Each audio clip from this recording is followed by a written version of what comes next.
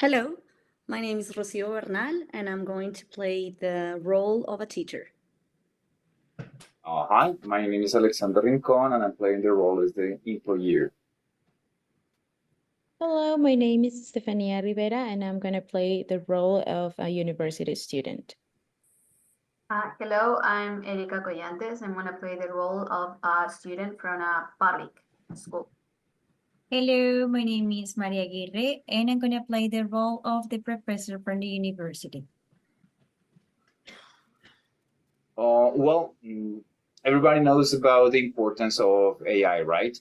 And I, as an employer, understand that the use of the artificial intelligence and educational context is very important. That's the reason why we are in here. I mean, I want to know about each one of your point of view. And first of all, I wanted to know for the teacher or for the professor, what's your experience, and at the same time, what's your point of view about the use of AI, right? And if this AI is added to the curriculum in the place you are working. So who wants to go first? Okay, maybe I can start. Okay. So I work in a high school here in the United States, and mostly what we are in the stage we are right now is that we are learning teachers. We are learning about AI. We are learning new ways of how implemented it in the classroom, learning to use tools. But at the same time, we are trying to teach the students about these new technologies, teaching them how to use them properly. So that's basically where we are right now.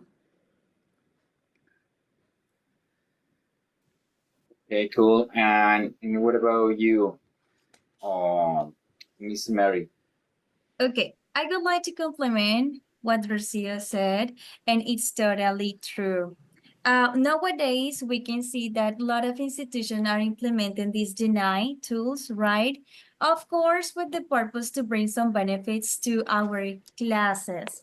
Talking about my experience as a university professor, I can say that I have seen that a lot of institutions have implemented it, but there are some that they haven't done it. But it's because maybe they are not so aware about the importance of this one, or maybe about the benefits that it brings to the, not only to the students, but also to the teacher, because it brings a lot of benefits, a lot of advantages. Of course, we have some positive and negative points and challenges. We have some challenges talking about deny tools, but of course we can overcome these and implement it in the correct way to have excellent classes. Okay, super cool. But I understand that this is like a fair and unfair, right? Depends on what kind of institution you are working on. But if we are talking about on the other side, that it's about our students, what Erika or Stefania think about this kind of advantages in the use of the AIs in the places they are developing in their curriculum, but at the same time, what happened with the schools they are not? So based on your experience, Stephanie and Erika, as students, what do you think about it? Okay. Please, Erika. Well, I cannot notice about the use of AI in the classes that I have with my teachers, but I do know how to use AI at home because I've seen some information on internet. And I use it, and I find it really useful for my homework, especially when I have to do some writings like essays. Okay. I heard the two teachers, the professor and the teacher, and I have some questions for you both. And first, how you, teacher Rocio, implement the use of AI in your classes? I mean, how your students use the AI in your classes. And for the Professor Mary, right? She says that it benefits her classes, how she uses AI in her classes.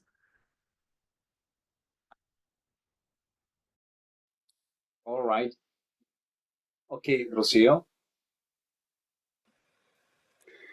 Okay, so in our classes, we haven't included AI in our curriculum yet. It's not that we are encouraging students to use it, or at least not for the academic part, because maybe in technology classes we can teach them about apps or created with artificial intelligence that can help them, I don't know, be more creative, to draw, to create games, video games, all these sort of things. I think it's our responsibility to teach them about new technologies in general, and to teach them how to use them properly. All right. Is there anything that you can add, or I mean, agree, disagree about this, Stephanie? Sure. I was trying to, yes. Even though I may be going to speak by another like level of like of the student, I might say that as the same way that maybe schools are implementing the AI to them and the curriculum and everything else. I think the most important part is like to teach the students how to use these tools.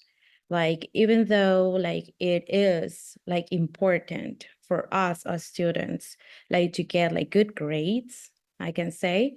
Um, I think the teacher should be the ones who just like, guide the students with the right path. Like, okay, I'm giving you this tool, but you need to know how to use it. For example, I might say that the use of ChatGPT to Grammarly, those perfect tools, it can help us in some way. But at the same time, if we get used to like just getting all our ideas from those tools, then something bad is going to happen because we're not going to put like the effort to actually think or to actually like improve all the skills that we are capable to, though. All right. Please, Mary. Okay, I would like to answer Erika's question and also to complement the other answer from the other student. First of all, talking about the benefits, as you ask, we have a lot of benefits. I don't know if you have heard about it, but one of them is that teachers can personalize lesson plans according to a student's needs, a proficiency level, some lesson plans, as I told you. So we can meet those needs, right, from the students, and like have better classes, and we can of course like not put aside the traditional techniques or methods that we normally implement, but we can support and complement our class with these GenAI tools, and they are going to be better for the students because they feel motivated. And complementing to you, of course, as you say, students can take advantage of this GenAI tool to maybe cheat or commit plagiarism, but of course we can do some kind of things. The first thing that this teacher needs to do or professor needs to do in the class is to guide the students, okay? Guide the students how? The teacher can implement and incorporate these tools, but at the same time, it needs to, she or he, sorry, needs to be aware and make the students be aware that we use it just as a helpful tool, okay? It's not all the tools that we are going to use for getting information, but also to use it for complemented, and of course to use it to develop critical thinking, because maybe the information that the GenAI tool is giving is not true. So the students need to be aware of this also. All right. Please, Rocio.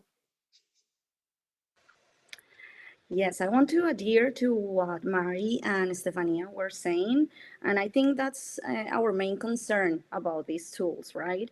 In one hand, it is possible that The overuse of these type of tools can hinder students' ability to think critically, to be creative, to have skills like problem solving. So I think it's very important to teach students that they have to use this tool very carefully. That yes can help them, of course, but to find the best ways to use it.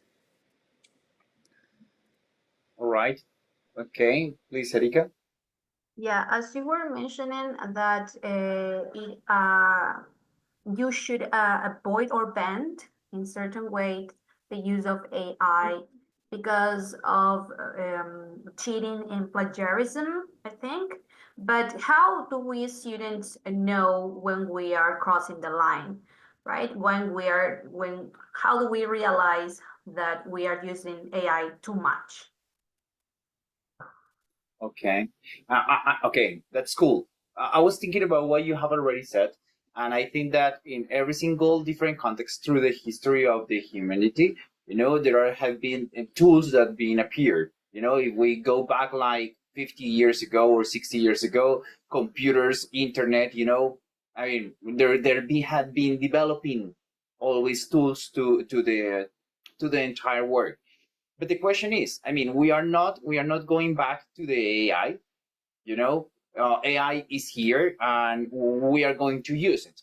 My question is, if I'm hiring new employers, like new people in the business, they have to use it. And the point is, how can they use it if in some schools or universities they are I would say like they are completely I would say like they are completely aligned to the use of AI, and there are others that are not.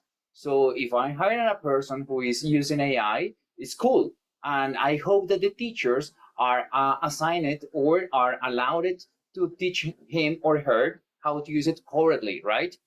I mean, if we go and use internet, we can use the deep web. So this is something that we are not going to teach to our students. So the point is, based on teachers and students, how can we do that? I mean, how can we do fairly?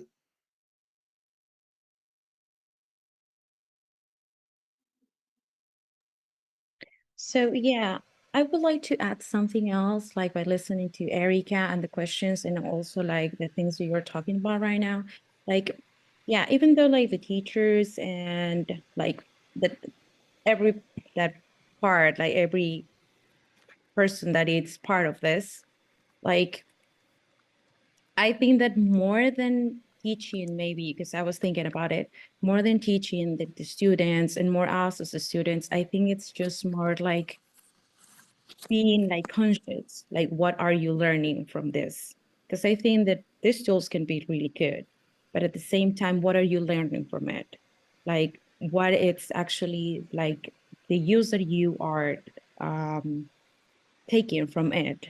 It's like because I want to mention this, but I was listening to a podcast like 2 days ago that was saying that actually AI is like super interesting because it's been helping even though like big companies like to grow and all that, and it's just about knowing how to use it, and they were making like a comparison to like the this IA like could be a good thing, but at the same time like you need to give it like a balance too, you know.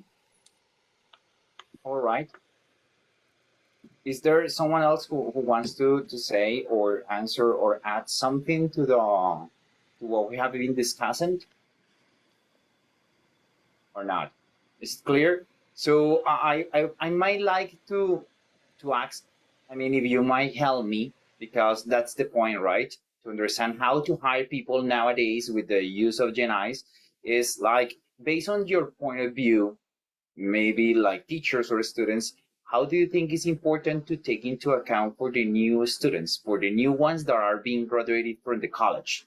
the ones that are being finishing the first, or I mean the first primary years of schooling, you know. I mean, AI is everywhere, but how can we understand these new these new students?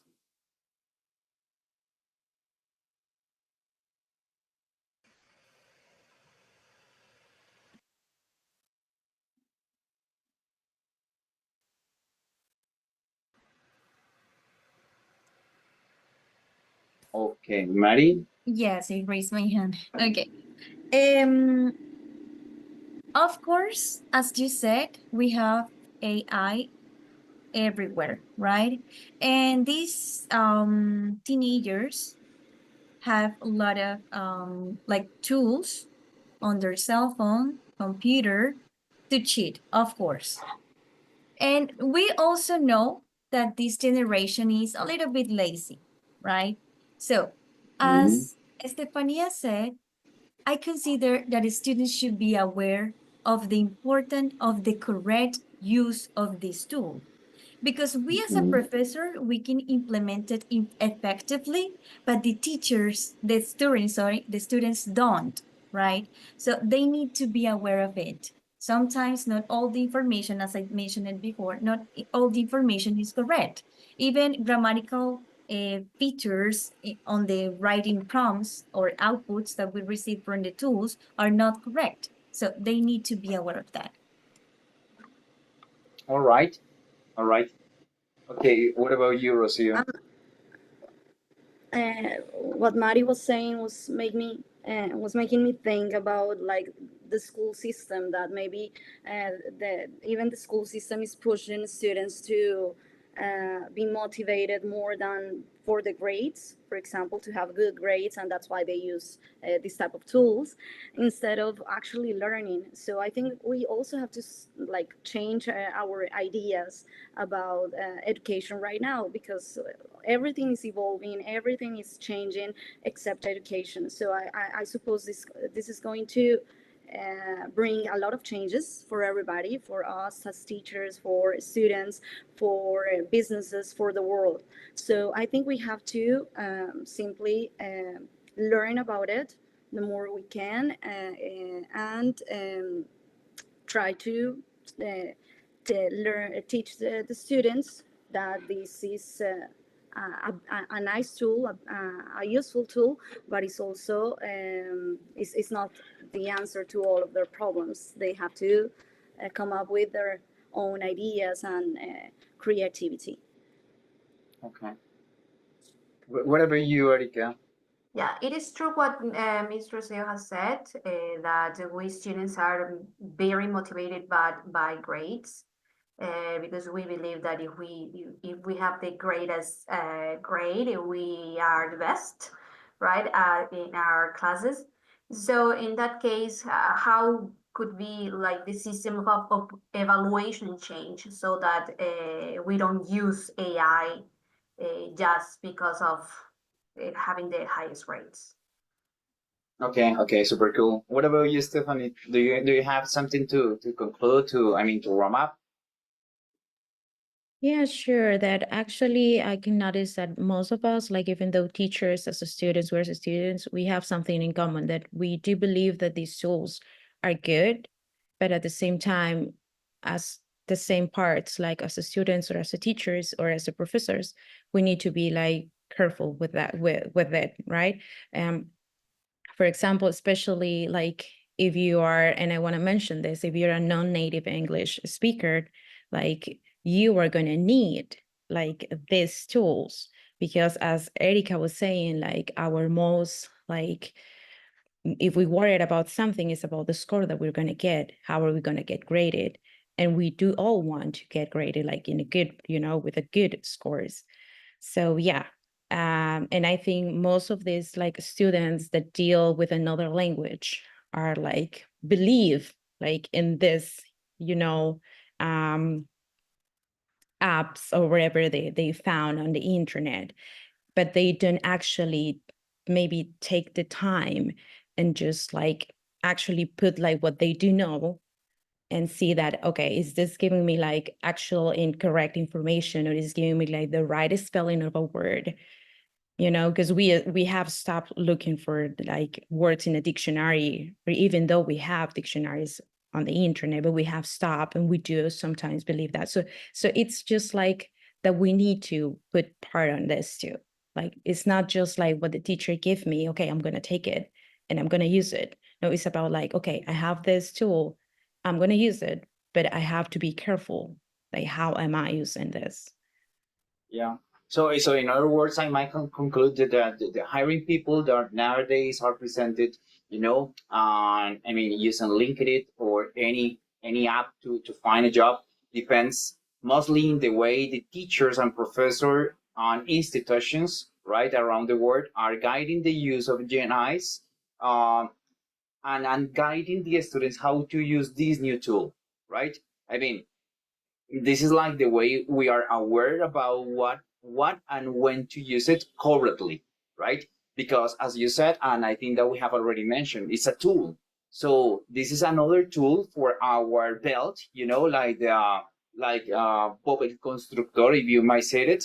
This is another tool that we have in order to use it, right? And it depends on us as a teachers or as students, how can we use this tool and how can I apply it in the time I'm a professional in the business area. So this is part of my conclusion, right? So AIs are important, but depends on how they are taught, depending on our teachers, right? So is any other comment or conclusion in order to wrap up? Okay, please, Erika. Yeah, well, as a student, what I've learned, what I have concluded is that we need to be aware of what are the limits in which we need to use AI, and to stop being motivated just by grades, right? And just to start thinking about learning, and not only just for now, but for my future as a future tool in society. All right. Okay. Is there anyone else? No? Okay, thank you so much for the time. I think that it was pretty good about what we have been talking in here. The debate was pretty cool. And I have to say thank you to every one of you. So see you next time. Bye-bye. Bye. Thank you. Thank you, Bye. guys. Bye.